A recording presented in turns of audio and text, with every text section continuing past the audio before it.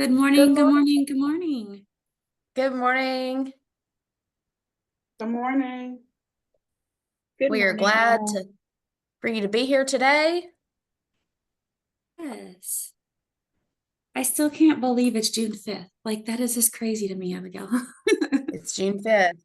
And I was on the phone with people this morning, Carrie. People have got the pre-K LAN stuff going on. They've got calls going on with the core specialists. It's just a busy week. First week of summer camp, busy week here in Tennessee.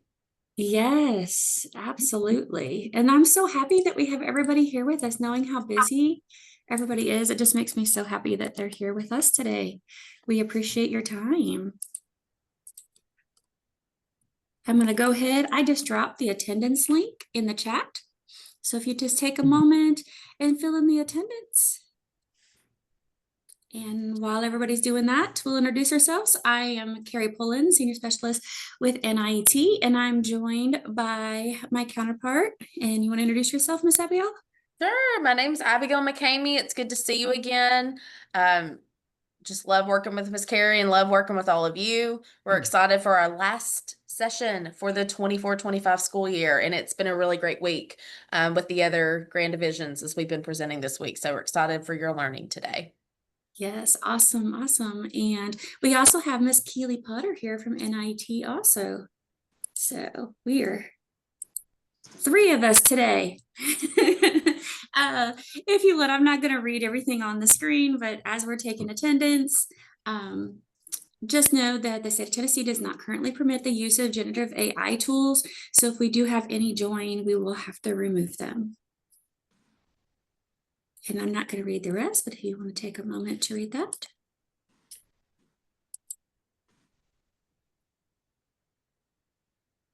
And for anybody that just joined, I put the attendance link back in the chat. Okay. We're also joined, and I saw a bunch of faces from TDOE early literacy team this morning. If you want to give a wave, Miss Jennifer and Miss Kim. And then, yes, and we have Miss Janet Hayes here from us with the core representatives. Hold on, this a minute. Well, we are super excited to be one big team here with you today. So as we get started, we're just going to play a little, fun little game. I'm a huge foodie. So anyone that knows me, it's like I'm always asking everywhere I go, where should I eat? Where should I eat? Where should I eat? So in that theme, I'm at my cubicle. Okay. If you get stuck only eating one food forever, you only get one. Tacos, pizza, steak, or veggies. Which one are you going with and why? And if you'll just drop that in the chat for us. Carrie, my answer has changed to this every day this week. And I gotta say this morning, I'm feeling a steak. I'm feeling a steak. You're feeling a steak? Yeah, feeling a steak today. Yeah. Oh, I see veggies. Oh, tacos. Exactly. See, I'm always tacos. I was tacos on Tuesday. I was tacos on Wednesday. I'm tacos on Thursday. Why? Because I live in San Antonio. So I can have breakfast tacos. I can have lunch tacos. I can have fajita tacos, veggie tacos. I can have birria tacos. My favorite, bean and cheese tacos. I love it. Lots of veggies. We have lots of veggies in our group today. We're starting to see some of those garden vegetables come up. So if you're like me, you're looking forward to that first fresh tomato that you grew. So veggies it's always a good mix too. Yes. Well, you know what? Abigail, I wish I could make a trip to get some of those fresh tomatoes because there's nothing like them. There is a community garden near me though. Well, you should go. I should. All right, Felicia, you and I are on the same wavelength. Exactly. I see it. And Penny, we can mix it up. We got veggies, we can mix it up. Very true. So this is just something super easy as an icebreaker. It's very fun in person to get people to talk about their favorite food and why. I literally stole this as an icebreaker from those little things on Facebook. It's like if you had to pick one vacation or one place to live or one thing to take on a desert island or whatever, that's where this came from. All right. So with that, I'm going to go ahead and get into our objectives, and Abigail is going to drop our note catcher and our resource folder in the chat. The note catcher will have you make a copy. That's just so that way you have your private thoughts and you're not sharing with everybody. Abigail, it didn't put the resource folder, just the note catcher. If you want to drop that resource folder, thank you. Awesome. Having a little trouble with that copy and paste this morning. I get it. It's because you have one screen. That's why.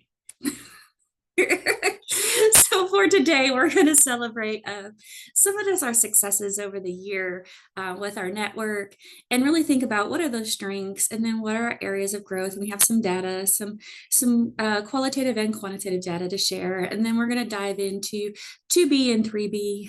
We've had a lot of questions around what this looks like, sounds like, and how does that blend throughout a lesson. And then also look at some of our asynchronous modules and thinking about the time of year it is. How could you use these modules to support you in your district? And then last, think about some next steps. And how are we going to get there? Well, we're going to have a little end of year reflection, and then from the IPG to the classroom, how do you take and bring 2.B and 3B to life? And then we're also going to take a sneak peek at our learning for next year and our asynchronous modules and how you could possibly use those and the ones that are also coming up, and then create some action steps. So with that said, I am going to put us into our first objective.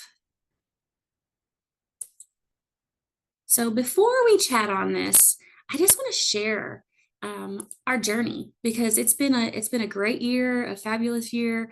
I'm so happy that I got to come join y'all. So I'm going to take us down a little memory lane, and I'm going to share a quote from y'all from each one of our sessions. Okay. So back in September, when this all started, last September, we were told, great job. Connecting culture to strong academics for all students is definitely a lens I want to explore with my districts. So we really started with, how does culture of learning impact student learning?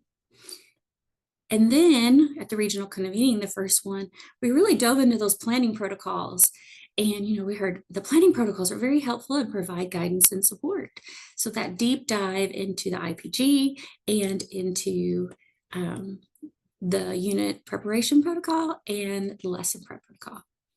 In October, we introduced instructional coherence. So that was the next big thing when we looked at start middle of year.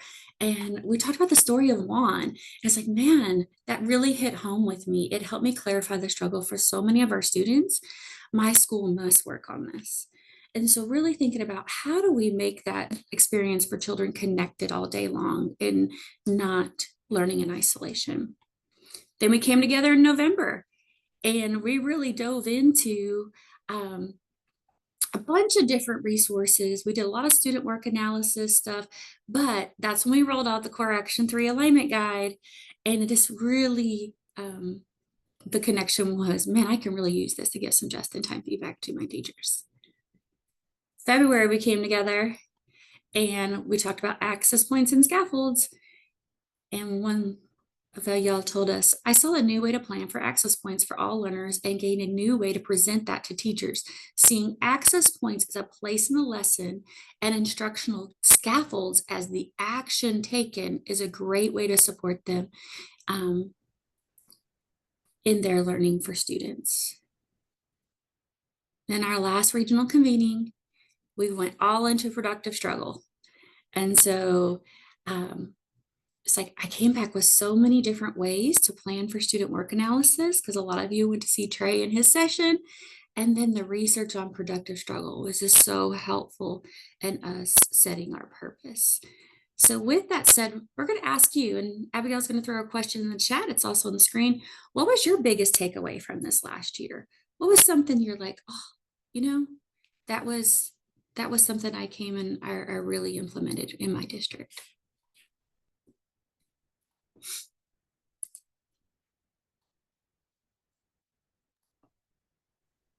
Carrie, I know we have a lot of our West friends on this call today, and I always am excited to hear how y'all have grown with feedback and how you've really been thoughtful to use either that sentence stem or maybe shift some practices with feedback. So that's just a little shout out I want to give you all, because I was thinking about that as you were going through the journey of the year.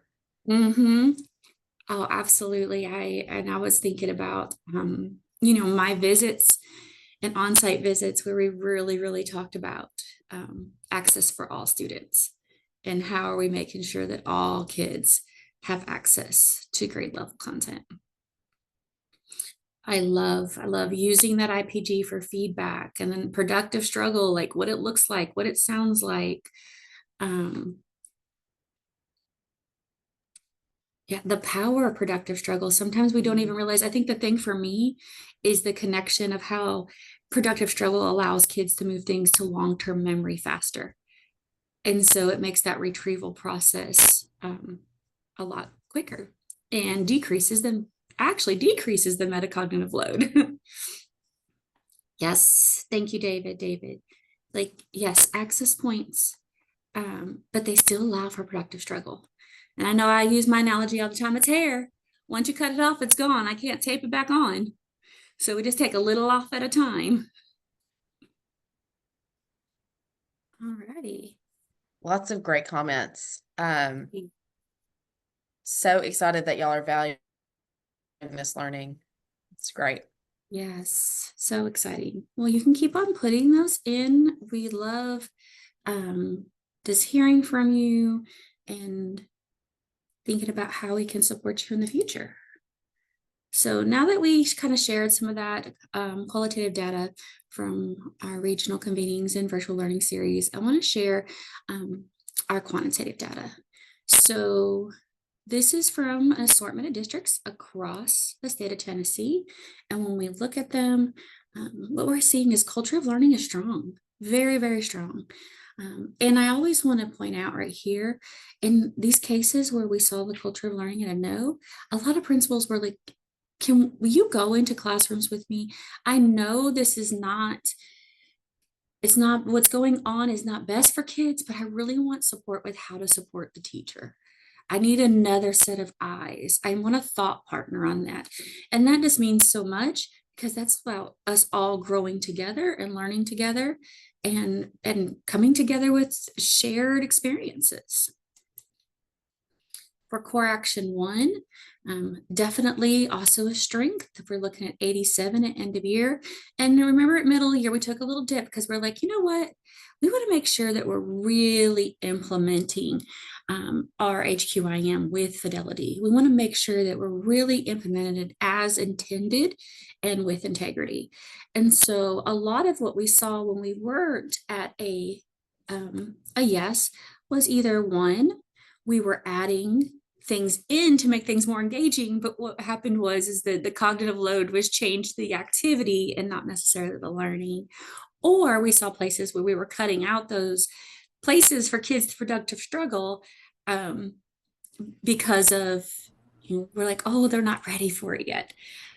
But to me, those are great opportunities to support our teachers in how do we, keep it simple, but also how do we also think about the instructional scaffolds that kids need to access and productive struggle. And I'm going right back to our comments in the chat.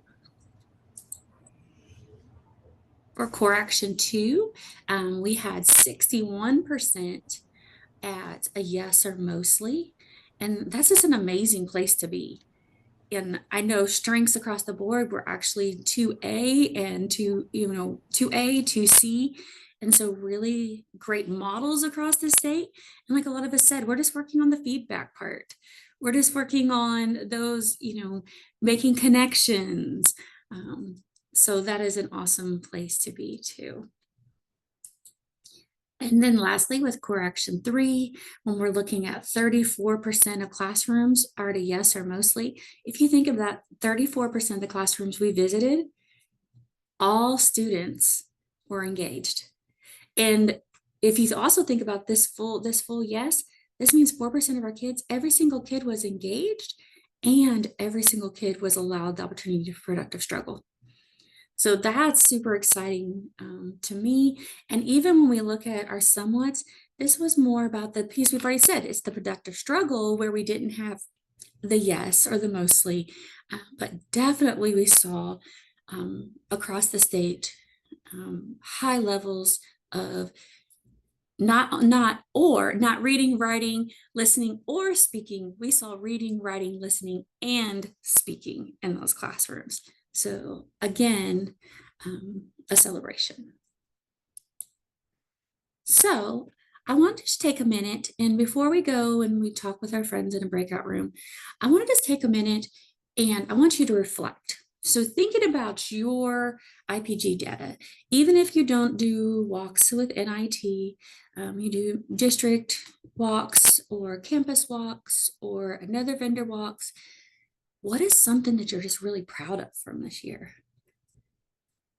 And then when you think about next year, what's that one thing you're like, you know what, if we level up this, it's going to impact student learning the most.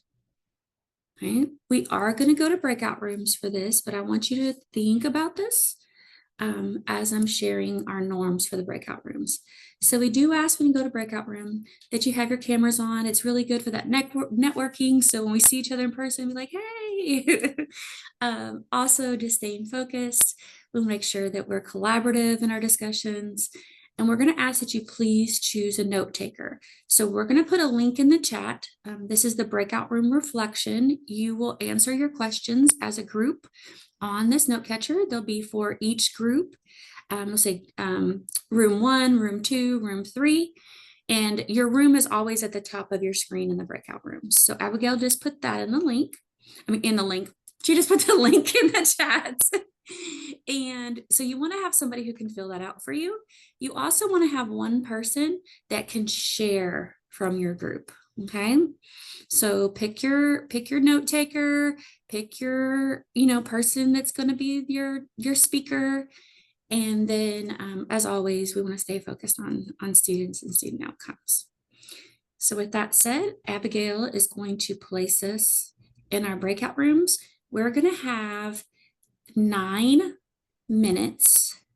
So you'll have a good bit of time to talk with your friends, and I will put updates. I will send updates to your room for time throughout. Perfect. Carrie, I'm going to open up the rooms. If you find yourself, for whatever reason that somebody is, unfortunately unable to turn their camera on and you want to move to a different room, you just come back to the main session and we can help you do that. So you'll just join the room as I open them up and let us know if we can help you in any way, making sure you have a good conversation here.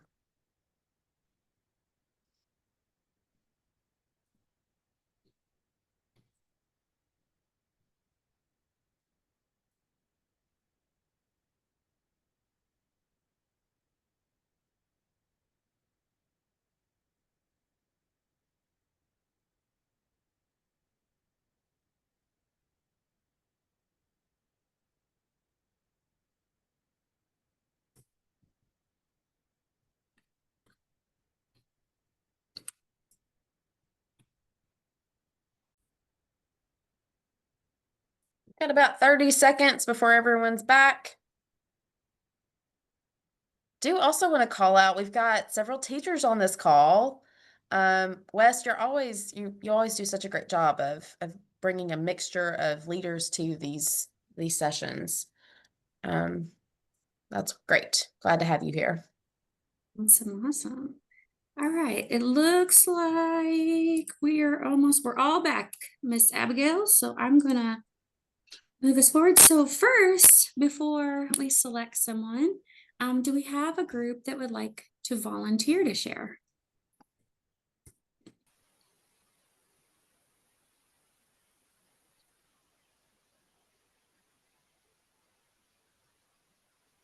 She's practicing her wait time. I know. I was refined on it like 3 years in a row.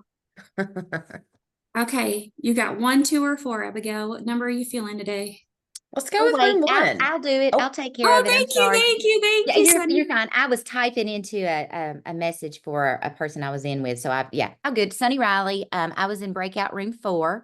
And in reflecting on our IPG data, we felt like all the districts that I was in the breakout room, we felt like our district's celebration was that culture of learning was good and that all of our teachers are using the HQIM and engaging with the text, which last year that necessarily wasn't happening. So that was a really That's a win exciting. for all of us. And then like priority area for your district for the 25-26 school year, really thinking about productive struggle and providing teachers providing more opportunities and structures or strategies that allow students to engage with the text.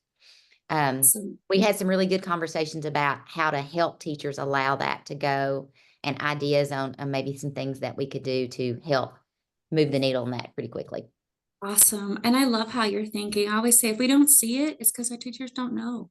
So how do we support them and help them? Love it, love it, love it. Okay, we want to hear from one more group, one or two. Anybody want to come off mic? I will. We're in room Thank you, Miss two. Penny. Hold on, I gotta get back to her so I can see what I'm supposed to say. Anyway, I know what I'm saying, but I'm just Henry County and Lake County, we're both using CKLA, and I was telling them we do not have a lot of veteran teachers. We have a lot of brand new teachers. Like we've had one is her first year, someone it's their second year, and the culture of learning was a big plus that we could see. Also, we talked about for next year using our data, and just making sure we're still using it with fidelity. I was excited that I went into a classroom in May, and this is this teacher's first year, and her kids are saying the sounds correctly. I'm not hearing all this and cuh and duh. I'm hearing, and I thought that right there is a win. If nothing else, we are saying our sounds correctly. I thought, I love it. I love it. I love it. So I think, and our teachers it was a little messy at the beginning, but for the most part, our teachers enjoyed it, and they could really see, I think, the improvement of the kids, especially with the little readers, and they can read. And I know in second grade, when one of their special ed kids who has a read aloud can pick up that little reader and read it independently, that tells you, we're going in the right direction. Yes. Oh, that's so, I'm like so smiling because it's like, Yep. There's something about as a teacher when you start seeing the lights come on and you start seeing your kids growing, it's like it motivates you to want to learn more and do more. And so I'm so excited for you, Miss Penny. Thank you all so much for sharing. And so with that, we're going to move on to our next piece of learning, and I'm going to pass it over to Miss Abigail. All right, wonderful. Well, she's on notice that my internet's acting up just a little bit. So if I freeze in space, she's ready to go. She's ready to pick it up. But we are going to jump into some deeper learning because as we just looked at our data, there were some pockets that we identified as areas of need.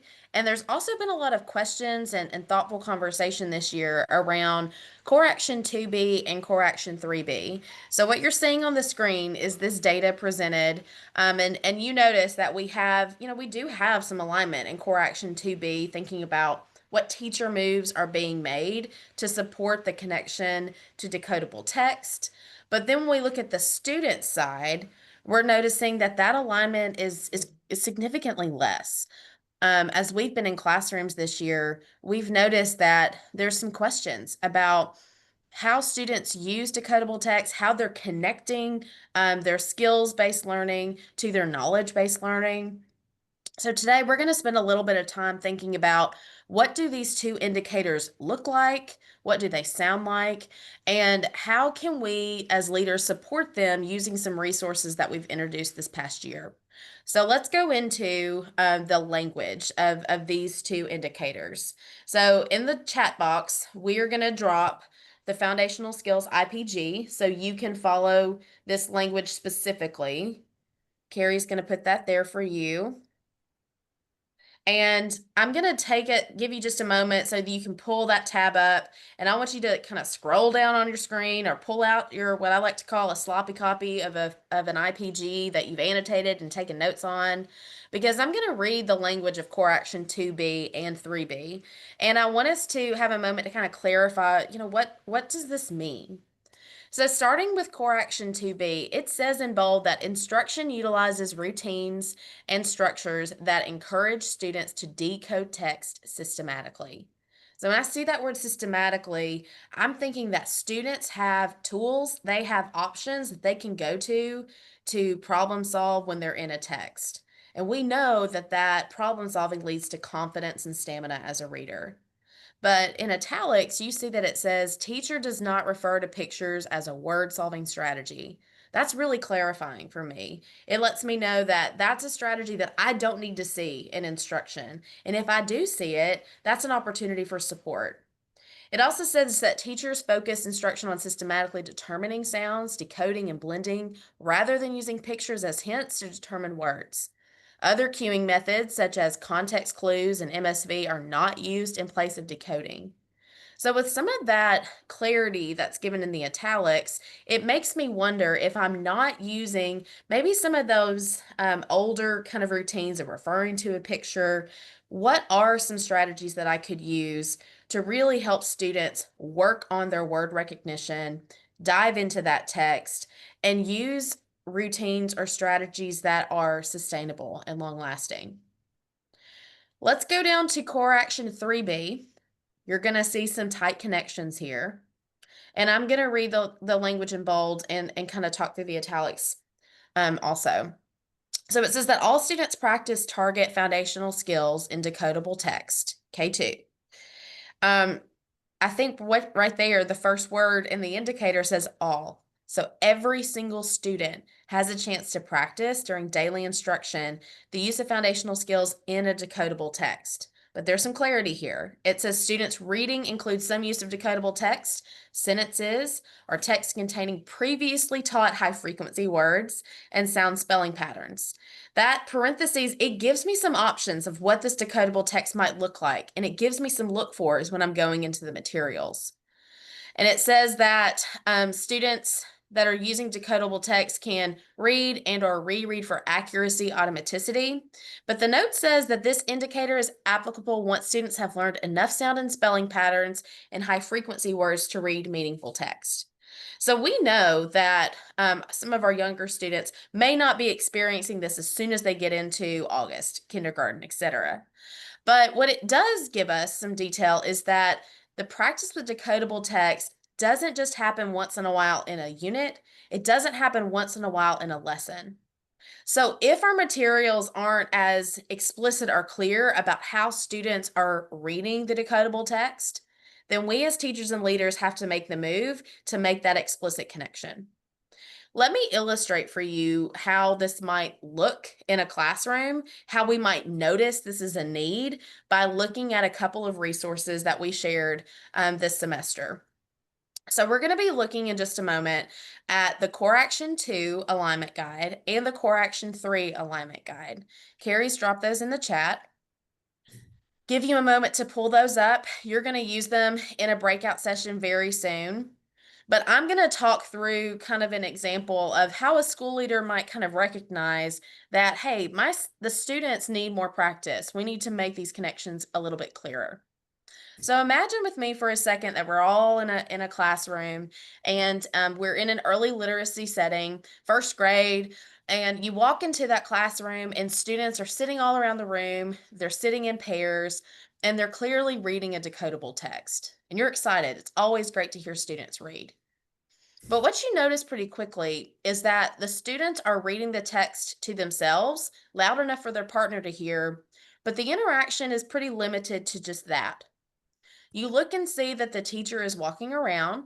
She's making sure that behaviors are managed and she's making sure that students are following her directions, but there's not any academic feedback that's going on. As you walk around, you start to ask students, what are you reading and why are you reading it? And you hear answers like, well, my teacher told me I needed to read this. And then when you ask them questions about what the story's about, they don't really give you many details. And you even notice that some students come across words that are challenging to them, and instead of having a strategy to decode that word, they skip it. This makes you as a leader kind of go to one of your resources, the Core Action 3B Alignment Guide in the student column. And you notice the bullet point that says all students respond to questions through speaking and or writing while reading a decodable text and demonstrate mastery of aligned standards and foundational literacy skills. So you're questioning, is that really happening here? You're not hearing those questions. You're not hearing that discussion. So then you go to your Core Action 3B Leader column, and you're wondering, is there a question I could ask to really prompt some deeper reflection here? As I look at a few of these questions, I'm wondering about these two in the middle. I'm wondering, how could the teacher give feedback to support students in reading accurately, pulling out those strategies? And I'm also wondering how those strategies could come to life if students were engaging in questions as they read the decodable text. This kind of makes me have a few thoughts. I wonder what connections I should be looking for in the materials, but I also wonder, what's the teacher move that would make that student action take place? So I go to the Core Action 2B Alignment Guide, that row, and I want to look for some details of what teachers should be doing to bring this to life in the classroom. So as I look at a couple of bullet points, I know that they should be offering that feedback. Maybe we need to plan for that feedback. I also think that teachers should be challenging their students and describe their thinking, but I'm wondering if we need to be clear on what that thinking would include. Was there a practice earlier in the lesson that students should be threading through the lesson and talking about and using as their partner reading their decodable text? This makes me wonder how we could kind of bring that conversation up in intellectual preparation so that our look-fors in terms of students reading decodable text are clear, and we're hearing students process their strategies to recognize words and decode text. So I'm going to pause you right there. I'm going to give your brain just a moment to catch up. Kind of to yourself, I want you to think about, what connections was I making to these two resources, to the Core Action 3 Alignment Guide and the Core Action 2 Alignment Guide. Think about that to yourself for just a moment.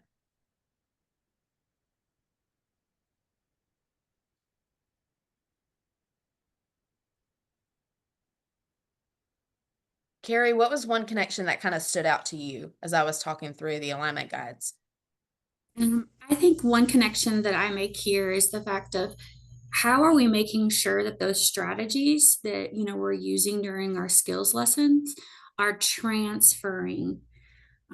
If we're spending a lot of time teaching a new sound, how are we making sure that the way we practice that, kids are connecting to that decodable text?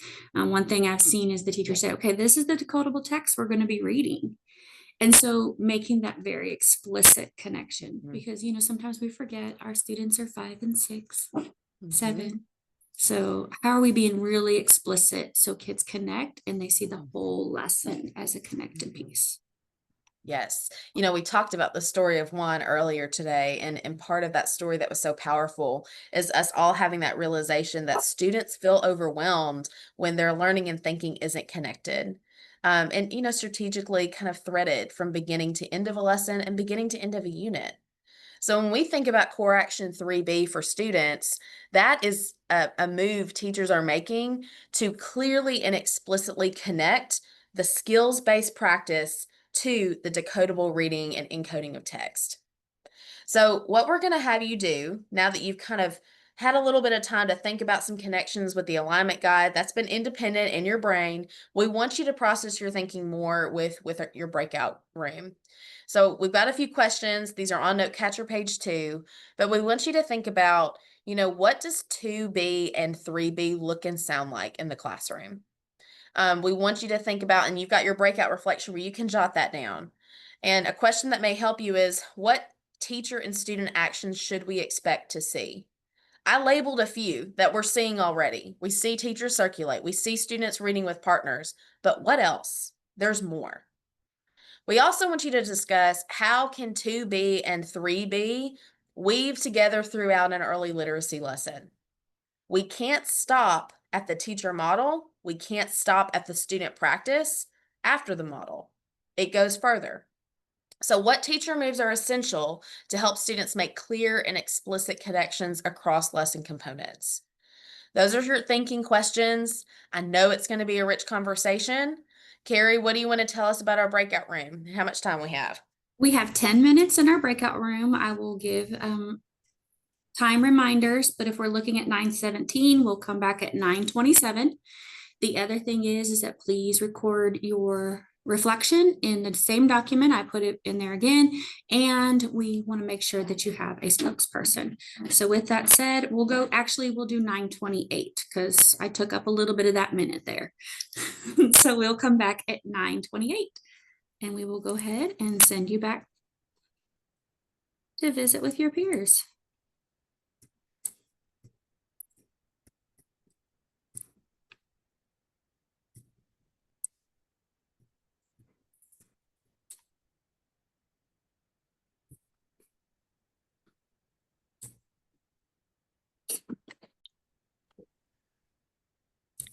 About 20 seconds, and then we'll hear what you have to say.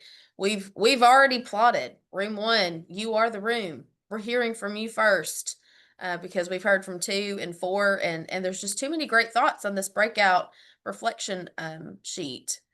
So someone from room 1, get ready to share in about 5 seconds once everybody's back. All right, Abigail, I think we're Fabulous. Okay, so man, we sure did enjoy seeing your thinking on the breakout room reflection. We've heard from room 2, we've heard from room 4. We want to hear some thinking from room 1. So what were some connections and responses you were having as you thought about core action 2B, 3B, what it looks like, sounds like, and how it can be woven through a lesson? Good morning, all. I was one of the participants in group 1, and I can speak for us if that's okay, if no one else wants to yes. speak Go up. for it. Yeah, so for what it sounds like in the classroom, what do we expect to see from the teacher and students? We talked about the teacher preparing for that immediate feedback to clarify any of those misconceptions, providing those reading strategies to support those students.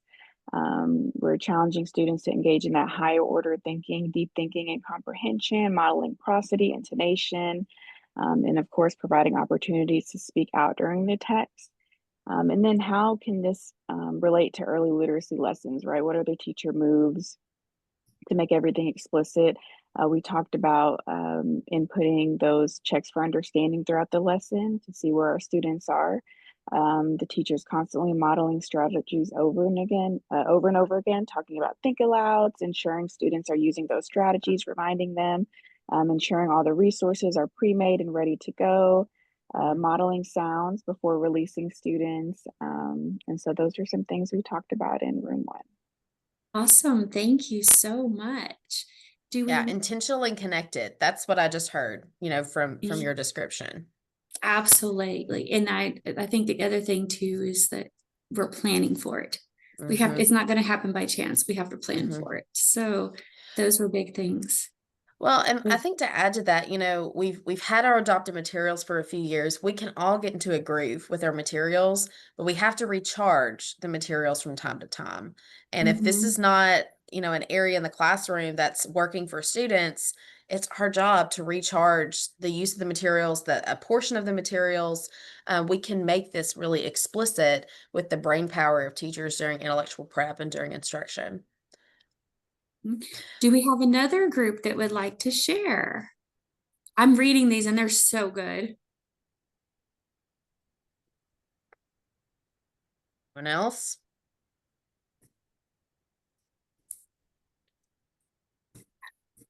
I just want to point out, Abigail, and just stamp a couple of things. And first of all 3 rooms really went back to the think aloud. And I know Keely was just talking about the power of the think aloud, the model, and really not only am I going to show you, but that metacognition, because we're training children's brains how to think. We're helping them map the thinking. So I heard that over and over, producing the correct sounds. And then I love The other thing is we have to be listening to students. If we're not listening, we don't know how to help. We don't know what feedback to give. And then also, reminding kids of their strategies, use your sound wall, tap it out, sound it out, like using those strategies. And I think sometimes we start pulling those away too soon, and some kids still need to take time to tap out their sounds. So those were big ones that I saw in here. I love the teachers have to provide at-bat opportunities and stop over scaffolding. Stop giving everybody a pixie. We just need a trim. All Love right. it. Abigail, anything that you want to pull out from there? I got so excited because it's so good. Yeah, I mean, I think what you were saying about a model, like we model for adult learning because it helps us process our thinking, but the same is true for students. So, when we were thinking in the model, when we talked about how teachers are circulating, there are moments for us to do a little mini model in that with core action 3B and 2B. And there's also a lot of room in an early literacy classroom for teachers to stamp during the initial model, during student practice, that, hey, we're doing this now, but at the end of the lesson, you're going to be reading with your partner, and I want to see you sounding things out. I want to see these actions, and I'm gonna come around and give a class point. Whatever that praise system they have, like attaching it to those academic behaviors really does build some confidence and stamina with readers. Yes. Yes. I just read a book yesterday that said it was even beneficial for very fluent readers. So that way you're making sure they're actually sounding out words and they don't have a high memory. And I was like, that might have been why my son was in like the high reading group and then all of a sudden went to 3rd grade and barely passed the state test. Yeah. All right. So before we move on, we do want to just give you a chance to reflect and think about, okay, how are you going to help your teacher strengthen practice in 2B and 3B? I'm so sorry I took your slide, Abigail. Oh, no, you did it beautifully. I think what I'll add is, we've had a good chunk of deep learning. So take a moment to jot down, like, is there some PD opportunities? Are there some clarifying conversations you need to be having with some school leaders about, how we're using the IPG to give feedback on these indicators? Jot down some of those ideas, don't lose them. And we'll have some time as always to think about next steps with this list. Just going to pause for a moment or two to let you think.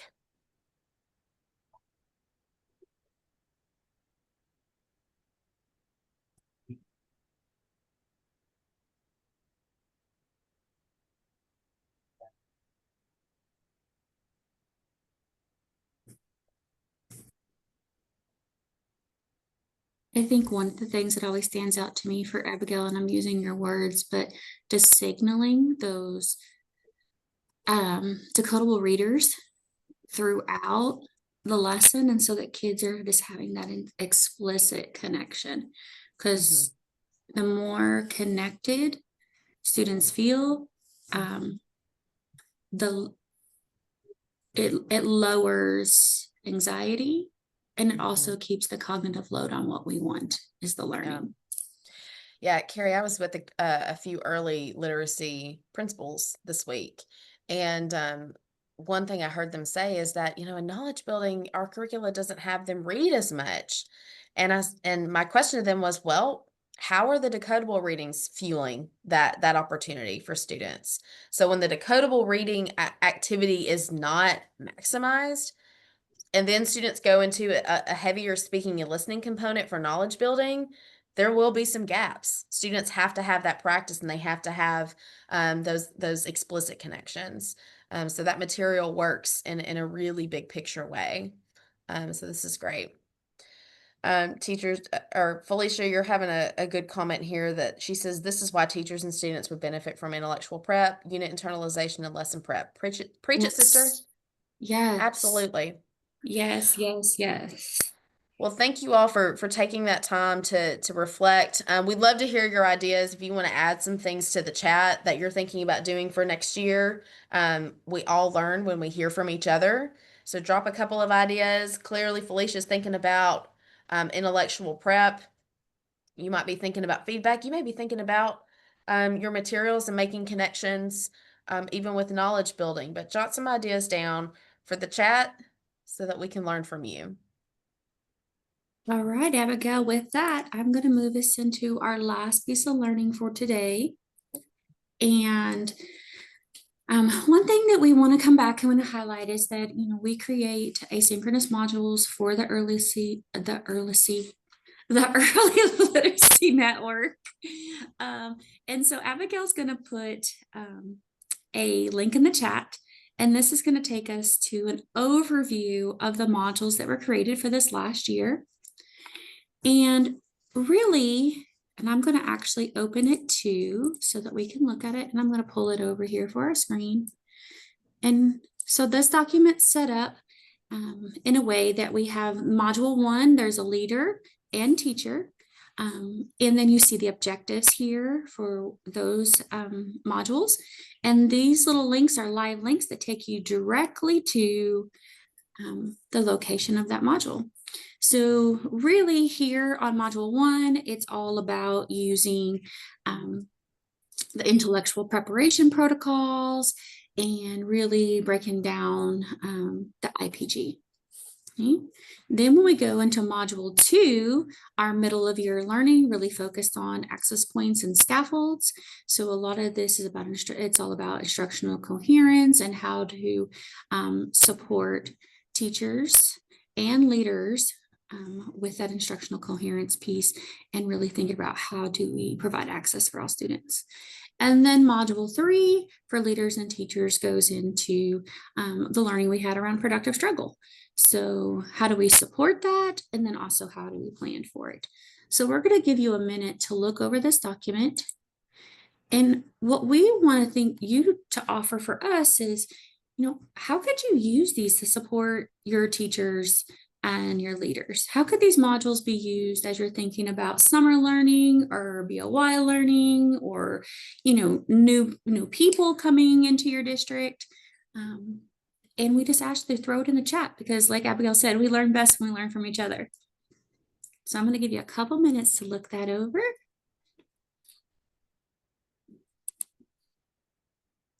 And when you're ready, just throw it in the chat ways that you can use these asynchronous modules.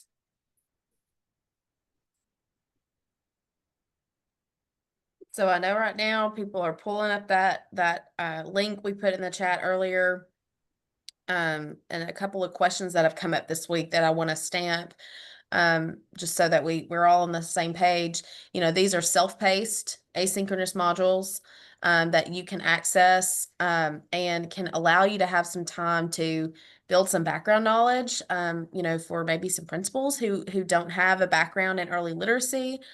We've also had a lot of questions around, hey, can we use this for pre-service teachers? Hey, can we use this for teacher induction and kind of orientation? The answer to that is yes. We've also had some suggestions of, these are 90-minute sessions, but it could be a situation. Typically, they take you about 90 minutes to complete, but it could be a really great way for you to add some value to administrative days, back to school PD days, where you're thinking about, how can I have my teachers engage in this learning on their own, but then come together maybe in a whole group and digest and process some of the thinking together. And I'm seeing some of you are putting that in the chat as well. Anything else question-wise that we've had, Carrie, that I didn't mention? Yes. I know one of the things in terms of time also is that all the teacher models have a culminating task at the end, and really that culminating task is lesson preparation.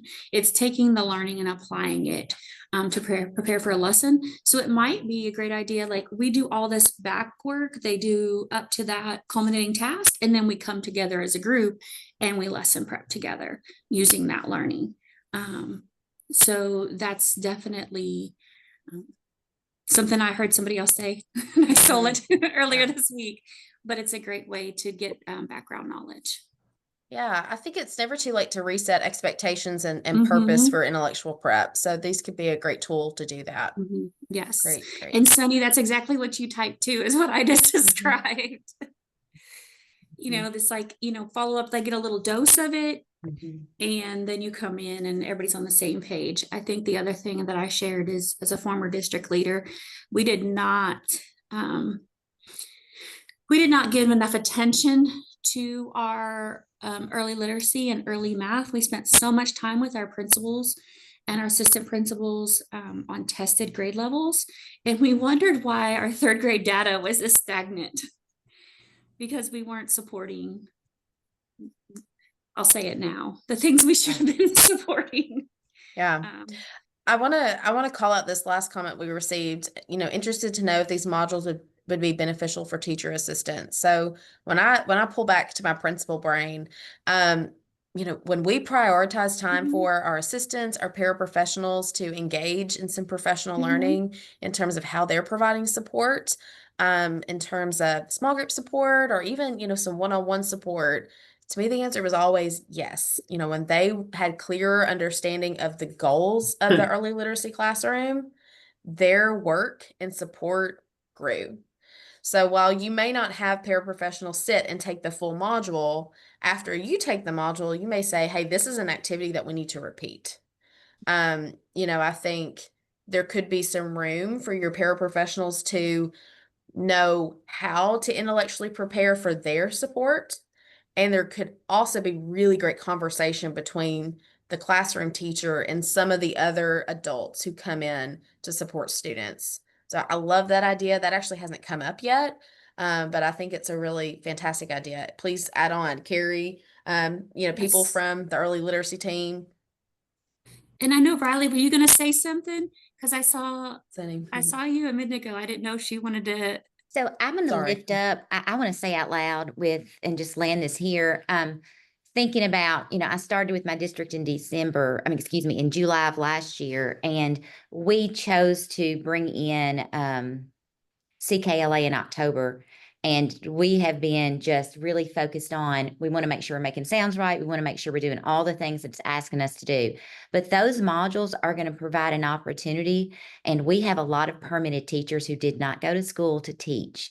But the information that is in there are things that are going to be so powerful for them to move forward and to do best practices. It's the why behind a lot of the things that are in the IPG. And I think that is such an important, because if you don't understand the why, you're just doing it because you're told to do it. So I think building professional capacity in our teachers is going to be a game changer. And those modules, I've completed all of them, but I really think it's good. They're going to be huge. And I can so see, hey, your job this week during planning is I want you to get this module done. And next week on our PLC, we're going to have a really professional discussion, conversations about what you witnessed and how that impacts, and even lifting up the next week. How did what you saw in that module, is it being reflected in your classroom? Where are you making those connections? And I think that's how you build capacity in teachers. So that's just my little information out there for you guys. Thank you, Sunny. I appreciate it. And I want to just highlight one other piece that Tammy brought up that I think is really important. We also get new instructional coaches, or we have instructional coaches sometimes that don't have the same capacity or the same knowledge base, and using these with your academic coaches, your instructional coaches, we've heard that across the board could be very helpful, especially if you have somebody new coming into the district. Let's just everybody get on the same page with language. So I absolutely. Oh, and I'll shout out principals. Our principals, the vast majority of the principals, foundational skills are not their expertise. And so you have to build capacity in them for them to understand what I believe you don't ask a teacher to do something you don't do yourself. Absolutely. So, you make sure you have as much understanding as your teacher to be able to support that teacher in any capacity. Absolutely. We got some people we got to take on a roadshow, just to sell these asynchronous modules. I'm loving this. Carrie, we actually use the foundational skills asynchronous modules this past year with our principals through a professional learning series on our embedded PD days.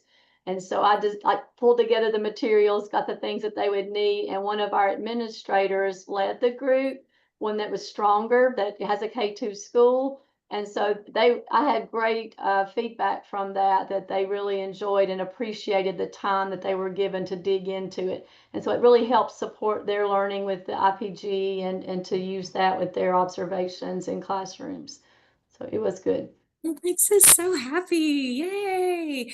Well, with that, I'm going to share what we got going on next year. We're so excited about this. Abigail and I are probably the like two biggest nerds that I know. Okay, so for next year, we have everything planned out, but we also want to hear from you too. So we will have an opportunity to get some feedback from you. But looking at everything so far that we've collected, when we're looking at next year, we're really thinking about beginning of year, just diving into those new K2 standards guides and really thinking about, okay, how do you use these? How they connect to the IPG, how they connect to feedback, and also how do they connect to targeted teacher support? I know at the end of the year, last regional meeting, we talked about, okay, what happens when we have great intellectual prep and we're still seeing a not transfer? So what do we do then to support our teachers? The other thing that we're going to dive into, and you can see the asynchronous module 4 will really support using those standards guides. Then middle of year, we're really going to go into strategic scaffolds to support writing. So you'll notice everything middle of year is going to be on writing, and even that asynchronous module, like strategic scaffolds. So how are we being very strategic and how we're supporting kids without giving them a pixie haircut? And then end of year, we're really going to look at sustainability and how are we making sure that teachers and students are growing under our watch. So how are we making sure that every teacher has the opportunity to see how much they've grown and that celebration of growth, but also connecting it to their student growth. So super exciting, really looking at progress monitoring and ending our year with data. So what we are going to ask though, is that you enter, we're going to put a survey in the chat. It's really, really short and sweet.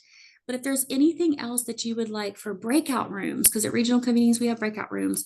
Also, we can make connections within the learning, but we really, really want your feedback. We value you and we want to make sure every minute of your time that you have with us is beneficial and relevant. So Abigail, you want to throw that in there for us? It's in the chat right now. One thing, let's flip back to the dates super quick. I put in the chat that, hey, you can snap a picture. These are your dates for next year.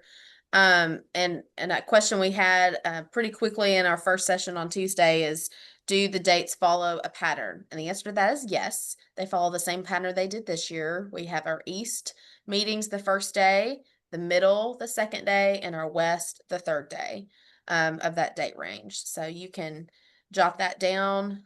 We know schedules, I'm sure, are already getting full for the fall. So we appreciate you prioritizing these learning experiences. We learn more when you join. So share these out with your principals, share these out with other people so they can plan for them as well.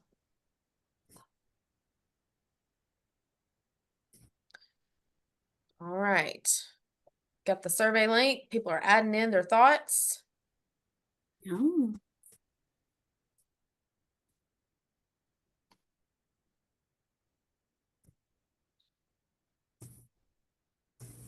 We had so many, I've been reading the responses after our meetings and we have so many good things that I'm thinking about. I know not, lots of good brain power. yes. And things that we hadn't thought about and I'm seeing come up as common trends and I'm like, oh, yep, we need to do that. We need to do that. I love it. We're All going to right, have this Abigail. survey and we've got another survey coming up. We're kind of feedback heavy in this session because you all have too many great ideas to not take the time to grab it. But Carrie, you ready for me to kind of move into action steps and people can multitask just a little bit as they finish the survey? Fabulous. Yes, ma'am. So we've had a lot of time in this session for us to revisit data, think about, a deeper dive into core action 2B, 3B, and you've been thinking of next steps along the way. So now it's time to put those next steps into some commitments. So what actions are you going to take to support your next steps? Do you need to schedule a meeting really quick? Do you need to write it down on a special piece of paper on your desk? And then who needs to be involved in planning and executing your actions? There's a lot of people who are involved in this work, and maybe they are tag teaming another meeting in your district right now.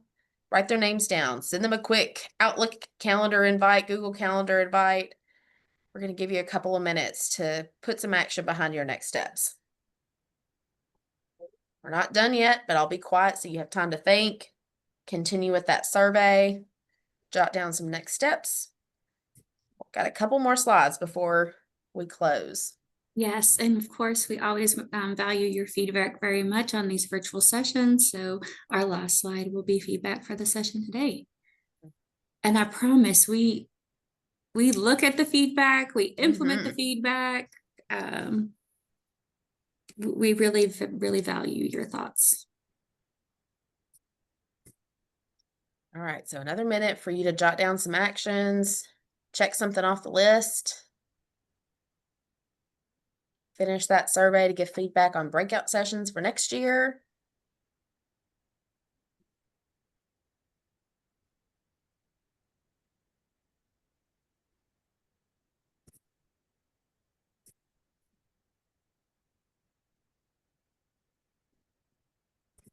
Okay. All right. All right. Ms. Abigail? As we begin to wrap up, we always like to revisit our objectives, just like we were in the classroom, to consider our work and our progress. Today, we spent time celebrating our early literacy successes, and we analyzed data from the Foundational Skills IPG to think about strengths and areas of growth. We took a deeper dive into a possible area of growth as we thought about core action 2B, 3B, what it looks like, what it sounds like, and what are some of the leader moves we can take on to improve that alignment. You had a little bit of time to explore some strategies for asynchronous and very rich conversation, by the way. We get to have 3 of these conversations and pretty impressed by today's. And then last but not least, you've been thinking about next steps for 25-26. Carrie and I are always happy to hear from you in emails, and I know that Donna and her team are hearing great things from you all in terms of your ideas. Just a lot of momentum going on in early literacy right now in Tennessee, and it's an exciting thing to be a part of. So as Carrie said, we have a participation feedback survey. Go ahead and pull out your phone. That's a QR code that you can access. It's quick, but we grow from your feedback. So thank you for your thoughtful comments. And once you have access to that feedback, that is what we have for you today. We hope you have a fantastic rest of the day. Felicia, thank you. We're so glad you enjoyed this session. Thank you. Thank you. I hope you have a great summer. Once you have access to this feedback survey, that is what we have for you today. And we're going to pause our recording here.